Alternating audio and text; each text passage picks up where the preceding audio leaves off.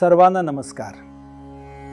सद्गुरू श्री गोंदवलेकर महाराजांच्या अमृतमय वाणीला नमन करून आजच्या प्रवचनाची सुरुवात करूया. 19 जून रोजीचे मी कोणीतरी आहे ही वृत्ती घातक. सद्गुरू श्री गोंदवलेकर महाराज यांचे आजचे प्रवचन भक्तिपूर्वक ऐकूया. पुष्कळ लोकांच्या अडचणी ऐकून असा विचार मनात आला की जगातल्या सर्व दुःखांचे मूळ देहदुःख आणि पैशाची टंचाई ह्यात मुख्यतःची साठवलेले आहे.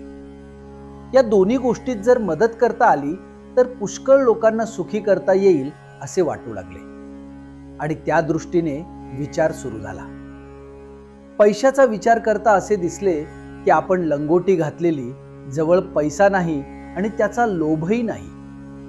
आता दुसऱ्याला पैसा द्यायचा म्हटले म्हणजे त्याचा प्रथम आपल्या ठिकाणी लोभ उत्पन्न केला पाहिजे, तरच तो मिळवावा अशी बुद्धी उत्पन्न होईल. नंतर पैसे मिळवणे आणि त्याच्यानंतर तो गरजवंताला देणे. पण हे करणे वाटते तितके सोपे नाही. कारण दुसऱ्याला देण्याकरता पैसा मिळवावा म्हणून जो लोभ प्रथम आपल्या ठिकाणी उत्पन्न केला तोच पैसा सोडताना आपल्या आड येईल आणि दुसऱ्याला पैसा देण्याची बुद्धी मारेल. म्हणजे परिणाम असा होणार की दुसऱ्याला पैसा तर देता आला नाहीच, पण आपल्या ठिकाणी मात्र आधी नसलेला पैशाचा लोभ उत्पन्न झाला. यात दुसऱ्याचे काम तर नाहीच आणि स्वतःचे मात्र नुकसान झाले. दुसरी बाब देहदुःखाची.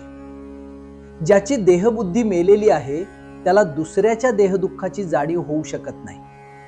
म्हणजे दुसऱ्याचे देहदुःख नाहीसे करावे अशी बुद्धी होण्याकरिता स्वतःच्या ठिकाणी देहबुद्धी जागृत करावी लागेल.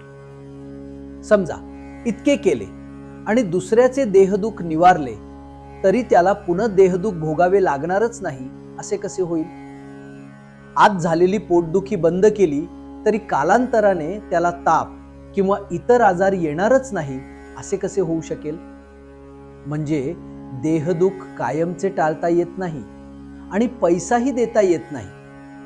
अशाने जगाला सुखी तर करता येत नाहीच, पण आपल्या स्वतःच्या ठिकाणी मात्र नसते दोष उत्पन्न केल्यामुळे स्वतःची अवनती केल्यासारखे होऊन नुकसान मात्र पदरात पडते. म्हणून रामाची प्रार्थना केली की असल्या गोष्टी करण्याची शक्ती आणि बुद्धी मला देऊ नकोस. बालपणाची सरळ वृत्ती नाहीशी व्हायला दोन मोठी कारणे आहेत. एक पैसा आणि दुसरे विद्या. दोन्ही पासून मी कुणीतरी श्रेष्ठ आहे ही वृत्ती उत्पन्न होते आणि ती घातक असते. मी कुणीतरी आहे असे वाटण्यापेक्षा मी कुणाचा तरी आहे असे वाटणे हिताचे आहे. जगातले अत्याचार, अनीती, अधर्म, असमाधान या सर्वांचे कारण हेच की मनुष्य जास्त लोभी झाला आहे. देवाची ज्याच्यावर कृपा आहे त्याला तो पोटापुरता पैसा देतो, पण ज्याची परीक्षा पाहायची त्याला भगवंत जास्त पैसे देतो. आजचे बोधवचन आपल्याला हव्या त्या गोष्टी देण्यामध्ये भगवंताची खरी कृपा नसून असेल त्या परिस्थितीमध्ये आपले समाधान टिकणे ही त्याची खरी कृपा होय. श्रीराम. जय राम. जय राम. ब्रह्मचैतन्य सद्गुरू श्री गोंदवलेकर महाराज यांचे अमृतमय प्रवचन श्री दत्तरूप या आपल्या YouTube चॅनलवर नियमित ऐकण्यासाठी लगेच सबस्क्राईब करा.